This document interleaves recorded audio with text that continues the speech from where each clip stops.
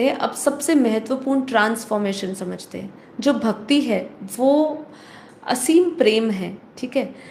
एक ऐसा इंटेंस, मतलब बहुत गहरा इमोशनल, भावनात्मक एक बॉन्डिंग है, एक कनेक्शन है राम के साथ। वो भी किस किस तरीके से, समर्पण, संपूर्ण समर्पण के साथ। उसमें होता क्या है, जब वो इस तरीके का प्रेम आपका होता है अपने इष्ट के प्रति, किसी व्यक्ति के प्रति नहीं, यहाँ पे किसी किसी इष्ट के प्रति या अपने रचयिता के प्रति जो हायर कॉन्शियसनेस है, जब उनके साथ आपका ऐसा गहरा प्रेम होता है, जो आपका जो कनेक्शन होता है उसके अंदर जब संपूर्ण समर्पण स्वतः होता है, क्योंकि जब आपका विश्वास होता है उन पे तो समर्पण भी साथ में आता है, ठीक है। अब वो संपूर्ण समर्पण के साथ जब आप वो इतना प्रेम करते हैं तो आपका होता क्या, आपका अहंकार जो है, अहंकार का विलय होना शुरू हो जाता है और आपकी जो पहचान है वो शिफ्ट होने लगती है, जो आपकी आइडेंटिटी है वो शिफ्ट होने लगती है। कैसे? पहले आप अपने आप को देह देख रहे थे और अब देह से सीधा आप अपने आप को आत्मन देख रहे हो। तो ये भक्ति की भी ये परम सीमा पर जब हम पहुंचते हैं तो वहाँ पर भी अहंकार का विलय होना और आपकी असली पहचान का मिलना, ये दोनों होता है। मतलब टूटन से आप अपनी पहचान की तरफ घुसते हैं, ठीक है। निरंतर स्मरण जो रहता है, जिसमें हम ध्यान करें, जिसको हम मेडिटेशन कहते हैं, हर समय राम ही स्मरण रहते हैं, तो क्या होता है, कोई और डिस्ट्रैक्शन नहीं होती है।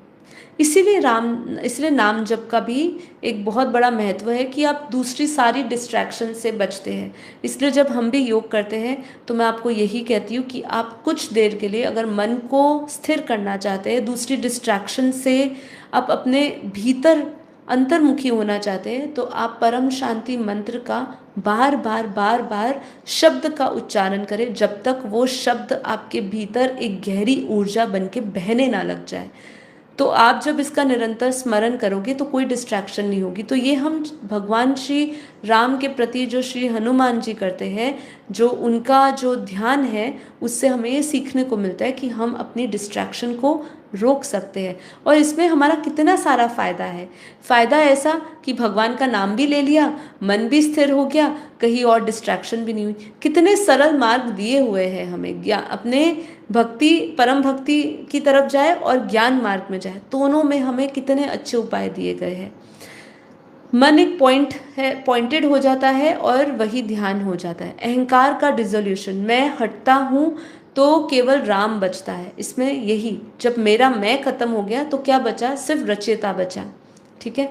ऑब्जर्वर जो है वो उसकी जो वो कोलैप्स हो गया, मतलब वो खत्म हो गया, उसकी कोई अब पहचान खुद की नहीं है। मतलब ऑब्जर्वर मतलब दृष्टा, जो देख रहा है, उसकी जो पहचान है वो खत्म हो चुकी है, जैसे ही उसका अहंकार खत्म होता है।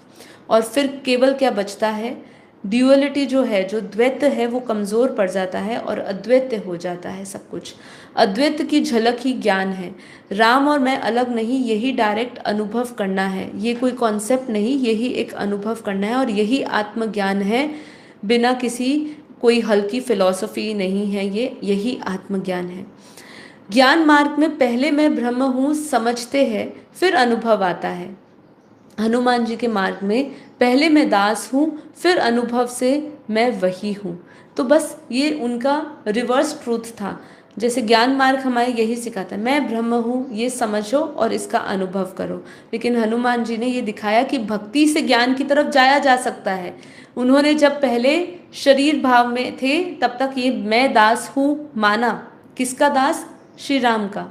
लेकिन जैसे ही वो उन्होंने धीरे धीरे ध्यान और उनकी संपूर्ण भक्ति से जब उन्होंने अनुभव किया तो उन्होंने पाया कि मैं वही हूँ, मैं वही ब्रह्म हूँ।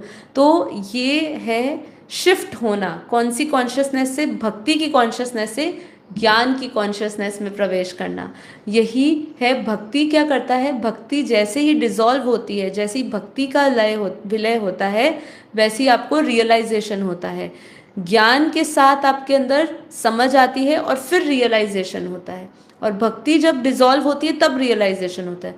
दोनों का अंत तो एक ही है, उसका अनुभव करना, ब्रह्म स्वरूप का अनुभव करना, दोनों का एक ही अंत है। बस यही है कि भक्ति का भी जब विलय होता है तब मतलब वो जब परम सीमा पर पहुंचती है तब। क्योंकि आज जो भक्ति है उसमें तो सिर्फ रोना मांगना ही है ना। क्या है आज लोगों के साथ, एक मिनट,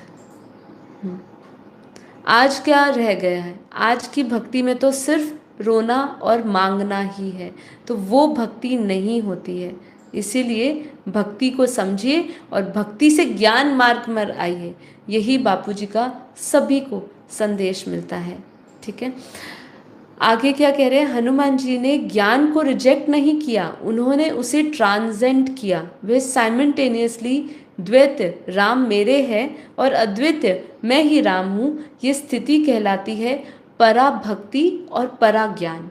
कितना मस्त बात है। मतलब आज अगर हम ध्यान से समझे, हम सिर्फ उनकी उपासना करें हनुमान जी की, और हम लोग कहे कि हमने हमने उस पर